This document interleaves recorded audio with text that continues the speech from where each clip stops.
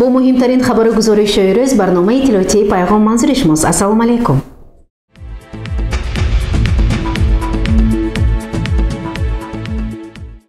мутобиқи қарори Созмони Милали Муттаҳид ҳар сол санаи 9 декабр ҳамчун рӯзи байналмилалии муқовимат бо коррупсия таҷлил мегардад. Ба ин муносибат дар толори кохи фарҳанги шаҳри Панҷакен ҷамъомади бошукӯҳ бо барномаҳои маърифативу фарҳангӣ баргузор гардид.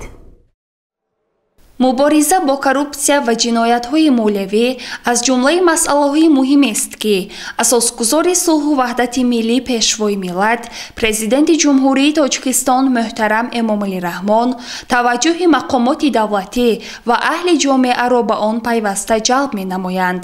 дар кохи фарҳанги шаҳри Панҷакент ба муносибати рӯзи байналмилалии мубориза бо коррупсия, даври ҷамъбастии озмуни минтақавии муқовимат бо коррупсия саҳми ту аҳамият дорад байни хонандагон ва донишҷӯёни муассисаҳои таълимии шаҳру ноҳияҳои Водии Зарафшон ҷамъбаст гардид. чорабинӣ бо садо додани суруди миллии ҷумҳурии Тоҷикистон оғоз ёфт. Нахуст дар назди ҳозирин сардори шӯъбаи минтақавии агентии назорати давлатии молиявӣ ва мубориза бо коррупсияи ҷумҳурии Тоҷикистон дар минтақаи Водии Зарафшон подполковники адлия Акмалзода Нодирхон сухан намуда изҳор дошт, ки коррупсия бо унвони вабои аср ва падидаи номатлуби тамаддуни башарӣ шинохта шуда аз ҷониби созмонҳои ташкилотҳои байналмилалӣ, махсусан Созмони Милали Муттаҳид ва масоили муқовимат алайҳи он авлавият дода шудааст. ҳамин буд, ки 31 октябри соли 2003 Конвенсияи Созмони Милали Муттаҳид зидди коррупсия қабул гардида, дар он принсипҳои асосии мубориза бо коррупсия, номгӯи чорабиниҳои муҳими зидди коррупсионӣ, чораҳои пешгирии коррупсия барои давлатҳои аъзо пешбинӣ шудааст. 9 декабри ҳамон сол дар Мексика дар конфронси сатҳи олӣ маросими ба имзорасии санади мазкур баргузор шуд. дар ин замина бо ташаббуси маҷмаи кулли Созмони Милали Муттаҳид 9 декабр ҳамчун рӯзи байналмилалии муборизат бар зидди коррупсия дар тамоми ҷаҳон эълон гардид. ҳамчунин намояндаи дастгоҳи марказии агентии назорати давлатии молиявӣ ва мубориза бо коррупсияи ҷумҳурии Тоҷикистон сардори раёсати тафтишотии агентӣ Низомзода Насриддин сухан гуфта изҳор дошт, ки дар тамоми давраи рушди табаддули башарӣ коррупсия ҳамчун зуҳуроти номатлуби иҷтимоӣ садди роҳи инкишофи иқтисодиёт ва ҷомеа гашта суботу оромиро халалдор ва боварии мардумро ба мақомоти давлатӣ коста мегардонид. шаклҳои коррупсия дар ҳар давру замон хусусиятҳои хоси худро дошта, дар ҳар сурат онҳо аз порагирӣ то суистифодаи ваколатҳои мансабиро инъикос намуда ба институтҳои демократӣ, иқтисодиву иҷтимоӣ ва арзишҳои волои маънавӣ таъсири манфии худро мерасонад. бо ин роҳ зуҳуроти коррупсионӣ эътибори шаҳрвандонро ба адолат ва қобилияти давлатро дар ҳимояи ҳуқуқ ва таъмини манфиатҳои қонунии аҳолӣ халалдор менамояд. ҷиҳати дар амал татбиқ намудани сиёсати давлат зидди коррупсионӣ бо мақсади муқовимат бо коррупсия ва баландбардоштани маърифати зидди коррупсионии аҳолӣ пеш аз ҳама насли наврас бо дастури директори агентии назорати давлатии молиявӣ ва мубориза бо коррупсияи ҷумҳурии Тоҷикистон ва бо ташаббуси бевоситаи шӯъбаи минтақавии агентӣ дар Водии Зарафшон озмуни минтақавии муқовимат бо коррупсия саҳми ту аҳамият дорад байни хонандагон ва донишҷӯёни муассисаҳои таълимии шаҳру ноҳияҳои Водии Зарафшон бахшида ба рӯзи байналмилалии мубориза бар зидди коррупсия баргузор гардид. ҳадаф аз иқдомҳои зикршуда ин таълиму тарбияи зидди коррупсионии ҷавонон ва насли наврас дар рӯҳияи муносибатҳои таҳаввулнопазир нисбат ба падидаҳои номатлуби коррупсионӣ, самаранок ба роҳ мондани корҳои тарғиботиву ташвиқотӣ ва баландбардоштани маърифати зидди коррупсионии наврасону ҷавонон мебошад. ҳамчунин бо фармоиши директори агентӣ барои ҳамкориҳои судманд дар самти муқовимат ба коррупсия, мусоидат карда дар беҳтар намудани шароити хидматию маишии мақомот, инчунин ба муносибати рӯзи байналмилалии муқовимат ба коррупсия ба раиси шаҳри Панҷакент Абдухолиқ Холиқзода сипосномаи агентии назорати давлатии молиявӣ ва мубориза бо коррупсияи ҷумҳурии Тоҷикистон дар вазъияти тантанавӣ тақдим карда шуд. раиси ноҳияи кӯҳистони Масчоҳ Бобозода Хайрулло зимни суханронии хеш зикр намуд ки коррупсия яке аз зуҳуроти номатлубе мебошад ки тамоми дунёро фаро гирифтааст. аз рӯзҳои нахустини соҳибистиқлолии давлат бо сарварии пешвои муаззами миллат дар миқёси мамлакат баҳри паст кардани шиддати коррупсия корҳои назаррас ба сомон расонида шуданд ки имрӯз дар ҷумҳурии Тоҷикистон нисбат ба дигар давлатҳо хеле шиддати коррупсионӣ паст аст. раиси шаҳри Панҷакент Холиқзода Абдухолиқ сухан намуда меҳмононро ба шаҳри бостонии Панҷакент хайрамақдам намуда қайд кард ки муқовимат бар зидди коррупсия дар сиёсати давлатии ҷумҳурии Тоҷикистон аз оғози даврони соҳибистиқлолӣ яке аз масъалаҳои асосӣ буда муқовимат ва пешгирии омилҳои ба он мусоидаткунанда сол ба сол ҷиддитар мешавад. кишвари мо аз рӯзҳои нахустини ба даст овардани истиқлоли давлатӣ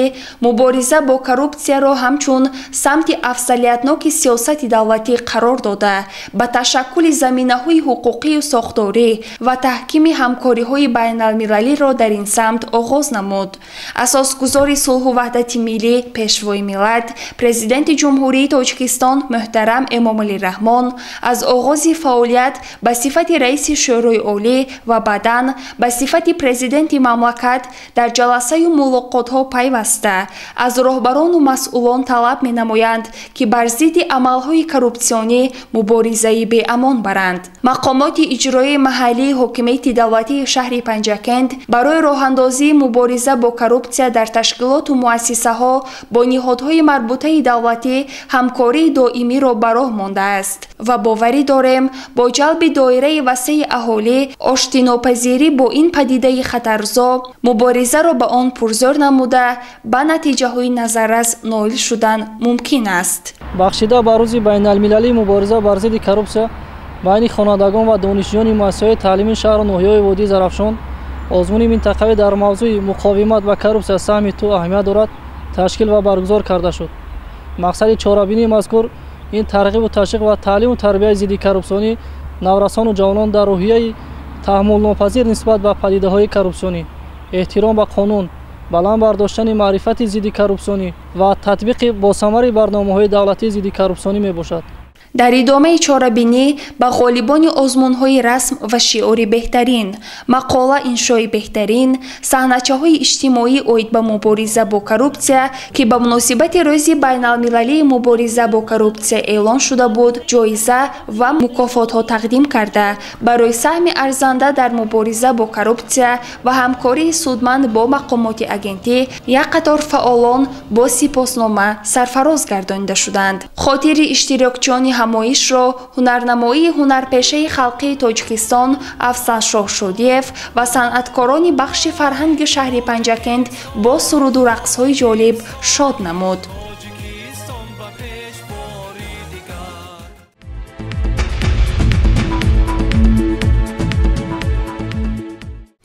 дар заминаи нақшаи чорабиниҳои мақомоти иҷроияи ҳокимияти давлатии шаҳри Панҷакент раиси шаҳр Абдухолиқ Холиқзода бо рафти корҳои ободониву созандагӣ истифодаи мақсадноки обу замин ба мавсими нав омода намудани пойгоҳҳои обрасонӣ ва дигар масъалаҳои беҳтар намудани сатҳу сифати зиндагии мардум аз ҷамоатҳо ва деҳаҳои алоҳидаи ду тарафи шоҳроҳи айни Панҷакент дида намуда дар назди масъулин дастуру супоришҳои мушаххас гузошт. раиси шаҳри Панҷакент Холиқзода Абдухолиқ зимни боздид аз истифодаи заминҳои кишти хоҷагиҳои деҳқонии деҳаи дашти қозии ҷамоати деҳотиёрӣ дар суҳбат бо сарварони хоҷагиҳо, саҳмдорон, роҳбарияти идораи обёрӣ ва беҳдошти замин дар ҳавзаи дарёи Зарафшон таваҷҷӯҳи онҳоро ба истифодаи босамари заминҳои навкорам, боғҳои навбунёди ин мавзеъ аз ҷумла шудгори заминҳо, коркарди байни қатори боғҳо, таъмири пойгоҳи обкашии дашти دشت قاضی و سربند آن جلب نمود. گفته شد که در استفاده زمین بعضی خواجگی‌های دهقانی انفرادی و سهمداران تجربه خوب اندوختند و حالا زمین‌ها را از سنگ تازه نموده به آن نوری‌های محلی می‌ریزند.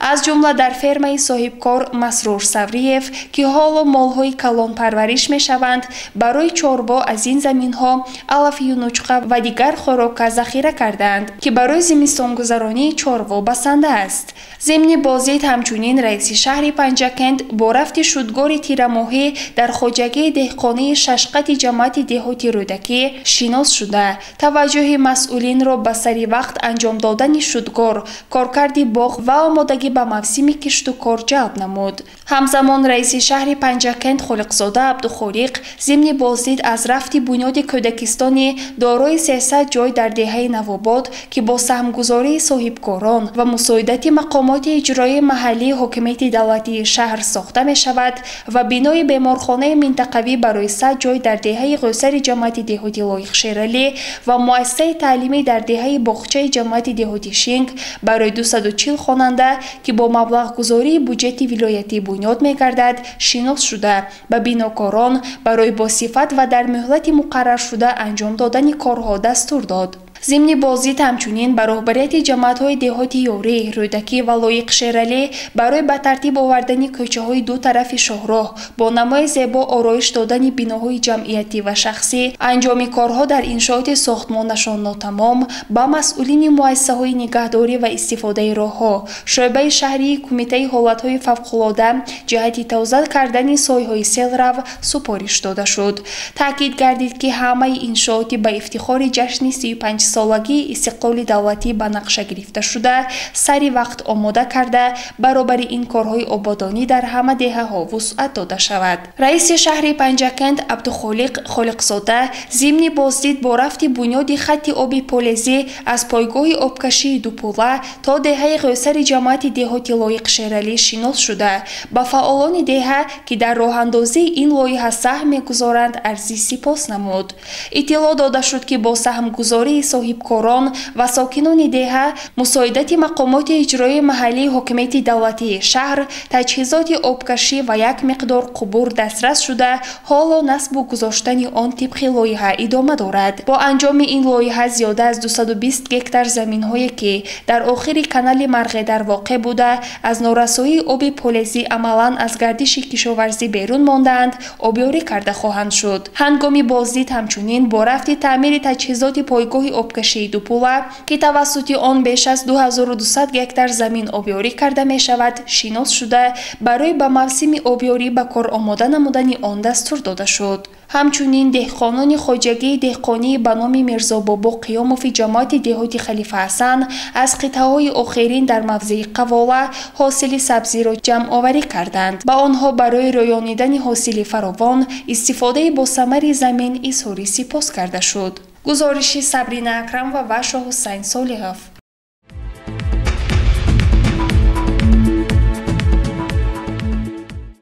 برنامه را ادامه می دهیم با مقصد ارجگذاری به اهل زیا شاعر و نویسندگان که از سیاست فرهنگ دوستانه اساسگذاری صلح و وحدت ملی پیشوای ملت پرزیدنت جمهوری تاجیکستان محترم امامعلی رحمان سرچشمه میگیرد سنه فرخنده 75 سالگی ولادت شاعر شیرین کلام استاد سرمد تجلیل گردید. متوجه باشید به گزارش دیگری برنامه. با مناسبت 75مین سالگرد زادروز یکی از شاعران شوریددل ادبیات معاصر تاجیک شادروان سرمد در کاخ فرهنگی شهر پنجکین برنامه جالب و خاطرمان برگزار گردید. این چاره‌بینی گرامی‌داشت را رئیس شهر پنجکین عبدالخالق خالقزاده حسن آغاز بخشید و درباره مقام و منزلت روانشاد استاد سرمد اندیشه های خویش را بیان نموده حاضرین را با این سنه فرخنده بزرگداشت صمیمانه تبریک و مبارکباد نمود. سپس نماینده اتفاق نویسندگان تاجیکستان شاعری شناخته سلیم زرافشانفر پیرامون استاد سرمد چاپ یک قطار کتاب‌ها андеша ва мулоҳизоти хешро баён намуд ва таъкид кард ки воқеан баргузории гиромидошти 75-солаги устод Сармат аз тарафи роҳбарияти мақомоти иҷроияи маҳаллии ҳокимияти давлатии шаҳри Панҷакен, ҳамкорон, дӯстон ва ҳамдиёрон як ташаббуси фаромӯшнопазир мебошад. дар ин ҳамоиши маърифатию гиромидошти устод Сармат, ҳамсабақи устод, яке аз чеҳраҳои шинохтаи адабу фарҳанги Тоҷикистон Мирзо Шукрзода андешаву пешниҳодот ва хотироти хешро дар бораи устод Сармат хеле самимона баён кард. раиси бахши иттифоқи нависандагони Тоҷикистон дар шаҳри Панҷакен Давлатшоҳ Тоҳирӣ зимни суханронии хеш иброз намуд ки воқеан ӯ солҳое ки дар омӯзишгоҳи омӯзгории шаҳри Панҷакен таҳсил мекард ҳамсабақи устод Сармат буд ва аз ин шоири шӯридадил хотираҳои хеле зиёд дорад. мавриди зикр аст ки пас аз анҷоми қисми расмии бузургдошти устод Сармат аз тарафи аҳли фарҳанги шаҳри бостонии Панҷакен гурӯҳи ромишгарон аз филармонии давлатии ҷумҳурии Тоҷикистон, зиёиён, рӯзноманигорон, шоирону нависандагон, донишҷӯёни коллеҷи омӯзгории шаҳри Панҷакен, хонандагони муассисаҳои таълимии ҷамоати деҳоти Вору барномаи рангоранги адабӣ, фарҳангӣ ва консертӣ намоиш дода шуд.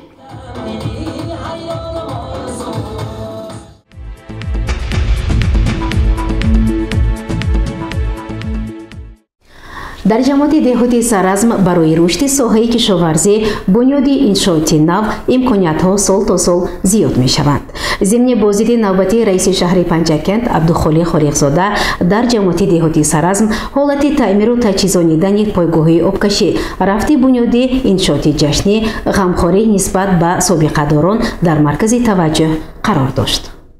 дар шаҳру деҳоти Панҷакент бо роҳнамоиву дастгириҳои пайвастаи асосгузори сулҳу ваҳдати миллӣ пешвои миллат президенти ҷумҳурии Тоҷикистон муҳтарам Эмомалӣ Раҳмон ба ифтихори санаҳои фархундаву миллӣ аз ҷумла 35-солагии истиқлоли давлатии ҷумҳурии Тоҷикистон сохтмону таҷдид ва бунёди иншооти гуногун авҷи тоза гирифта, сокинон дастаҷамъона дар корҳои ободонӣ саҳми арзанда мегузоранд. бозид аз минтақаҳои мухталифи шаҳр, шиносоӣ бо рӯзгори мардум ва рафти бунёди иншоотҳо зери назари роҳбарияти мақомоти иҷроии маҳаллии ҳокимияти давлатии шаҳри Панҷакент қарор дорад.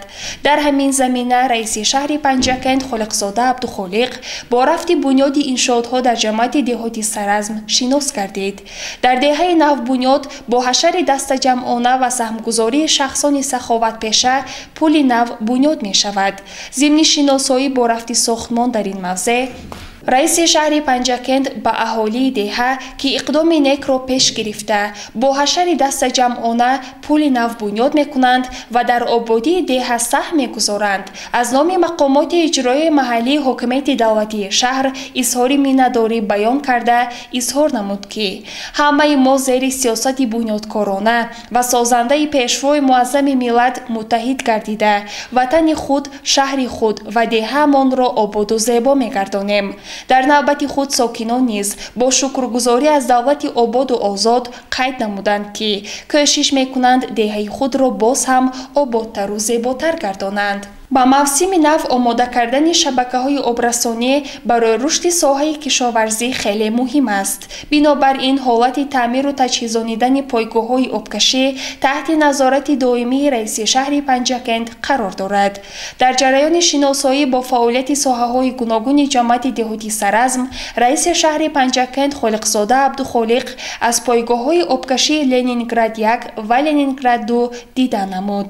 раиси шаҳр ба масъулин ва мутахассисон дастур дод ки дар давраи зимистон корҳои таъмиру таҷҳизонидани пойгоҳҳои обкаширо идома бахшида ин иншоотро саривақт ба мавсими нави обёрӣ омода созанд.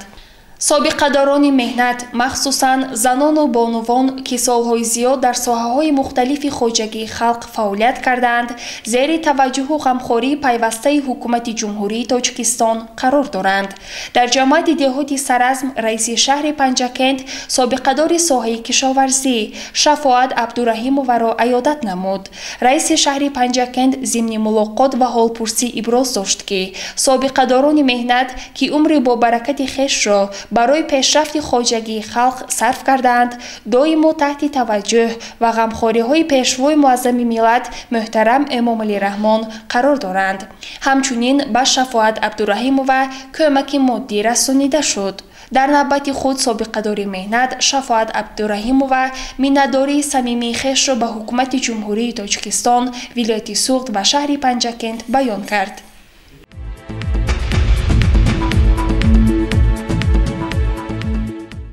бо иштироки роҳбарияти шӯрои собиқадорони ҷангу меҳнати вилояти Суғд шаҳри Панҷакент, намояндагони мақомоти иҷроияи ҳокимияти давлатӣ ва ташкилотҳои ибтидоӣ плениуми сеюми шӯрои собиқадорони ҷанг доир гардид. идомаи ин мавзӯъ дар гузориши дигари барнома. плениуми сеюми шӯрои собиқадорони ҷангу меҳнати шаҳри Панҷакентро раиси шӯрои собиқадорон Облохол Ризоев ҳусни оғоз бахшид ва ба ҳозирин иттилоъ дод ки дар пленум се масъалаи муҳим мавриди таҳлилу баррасӣ қарор мегирад. дар оғози кори пленум иштирокчиёни он ба ёдбуди собиқадорони ҷангу меҳнате ки дар давраи ҳисоботӣ аз дунё даргузаштанд дақиқаи хомӯшӣ эълон гардид. сипас раиси шӯрои собиқадорони ҷангу меҳнати шаҳри Панҷакент Облохол Ризоев аз рӯи масъалаи якуми пленум ҳамкории шӯро бо мақомоти иҷроияи маҳаллии ҳокимияти давлатии шаҳри Панҷакент дар самти таъмини имкониятҳои иҷтимоӣ барои собиқадорон гузориши муфассал дод. аз рӯи ин масъала раиси ташкилоти ибтидоии собиқадорони маҳаллаи Шафтолизор Ҷумабой Сангинов, раиси ташкилоти ибтидоии собиқадорони ҷамъияти саҳомии Даврон Холмаҳмад Нуров, раиси ташкилоти ибтидоии шӯрои собиқадорони шӯъбаи маориф Барно Ашурова гузориш дода ба фаъолияти шӯрои собиқадорони ҷангу меҳнати шаҳри Панҷакент дар давраи ҳисоботӣ баҳои қаноатбахш доданд. дар пленум вобаста ба ҳисоботи комиссияи тафтишотӣ иштирокчиёни он гузориши Ҳайдарқул Акрамқуловро шуниданд.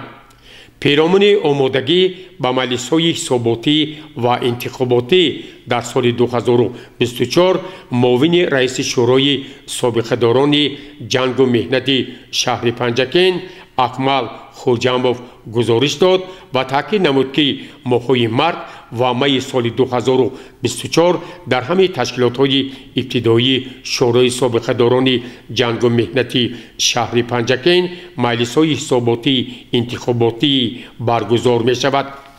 дар пленум муовини раиси шаҳри Панҷакент Хусрав Дӯстбойзода ба сухан баромад ва изҳор дошт ки мақомоти иҷроияи маҳаллии ҳокимияти давлатии шаҳри Панҷакент пайваста бо шӯрои собиқадорони ҷангу меҳнат ҳамкориҳои судмандро амалӣ намуда ҳамаи пешниҳод ва ташаббусҳои ин ташкилоти ҷамъиятеро дар самти ғамхорӣ зоҳир намудан ба собиқадорон ва маъюбон таъмин менамояд. раиси шӯрои собиқадорони ҷангу меҳнати вилояти Суғд Турсунбой Раҳматов зимни суханронии хеш бори дигар изҳор дошт ки солҳои охир фаъолияти шӯрои собиқадорони ҷангу меҳнати шаҳри Панҷакент хеле беҳбуд гардид.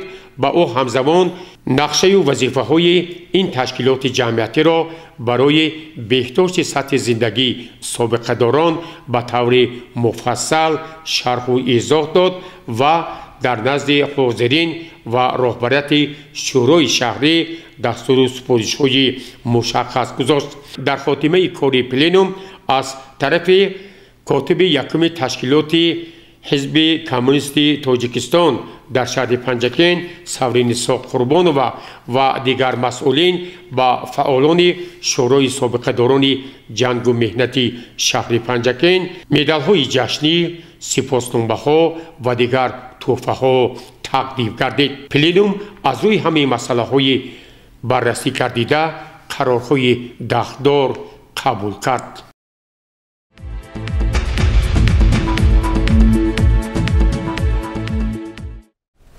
бинандагони гиромӣ, қабл аз фарҷоми барнома шуморо бо вазъи обу ҳаво шинос мекунем. обу ҳаво якбора сард шуда борону барф пешгоӣ мекардад.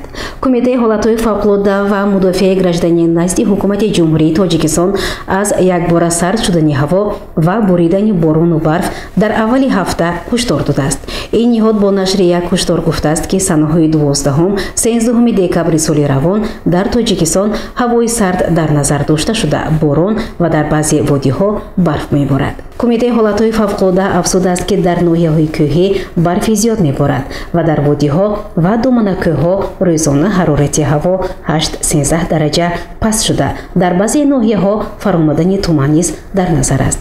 ин ниҳод гуфтааст дар ин рӯзҳо шоҳроҳи душанбе чаноқ хатари резиши тарма низ бештар мешавад. илова бар ин барфи тар ба сим ва дарахтон часпида дар ҷодаҳои кӯҳӣ резиши барф ва яхбандӣ дар назар аст. ин ниҳод ба аҳолӣ ҳушдор додааст ки дар ин рӯзҳо резиши барфи зиёд, осеб дидани хатҳои барқ, эҳтимоли қисман афтидани дарахтон, инчунин осеб дидани иншоотҳои таблиғотии калон ва суст мустаҳкам шуда имконпазир аст. дар робита ба ин кумитаи ҳолатҳои фавқулодда аз шаҳрвандон хоҳиш кардааст ки дар ин рӯзҳо ҳаракати худро дар роҳҳои кӯҳӣ маҳдуд карда аз анҷоми корҳои кишоварзӣ, чаронидани чорво, ҷамъоварии ҳезум ва шикор дар манотиқи кӯҳистон худдорӣ кунанд. инчунин ҳангоми истифодаи гармкунакҳо ва печҳои аловӣ қоидаҳои бехатарии сӯхторро қатъиян риоя кунанд. ин ниҳод дар ин рӯзҳои сармо ба аҳолӣ чанд тавсияҳо ҳам додааст. пеш аз ҳама таъмини захираи сӯзишворӣ дар хонаҳое ки печҳои аловӣ ва ё системаи гармидиҳӣ мустақил доранд, хомӯш кардани системаи обтаъминкунӣ ва гармидиҳӣ ҳангоми сардии шадид. барои пешгирӣ кардани сӯхтор аз асбобҳои электрикӣ ва обгармкунии худсохт истифода набаранд. ҳангоми шамолҳои сахт зери дарахтони калон, лавҳаҳои таблиғотӣ, биноҳои фарсуда ва хатҳои барқ наистанд. боварӣ ҳосил намоед ки чорво дар ҷои бехатар ва захираи кофии ғизо ва об дошта бошанд. кумитаи ҳолатҳои фавқулодда ҳамчунин ба соҳибони воситаҳои нақлиёти шахсӣ тавсия додааст ки мошини худро бо ашёи зарурӣ муҷаҳҳаз кунанд. агар дар роҳҳои кӯҳӣ истифода баранд, бел, табар, ҳезум, занҷирҳои барфӣ, чароғак яъне мешокҳои хоб, маводи ғизоӣ, қувватдиҳандаи мошин барои телефонҳои мобилӣ ва ғайра бо худ гиранд. чархҳои мошинро тафтиш кунанд ва онҳоро ба чархҳои зимистона иваз намоянд.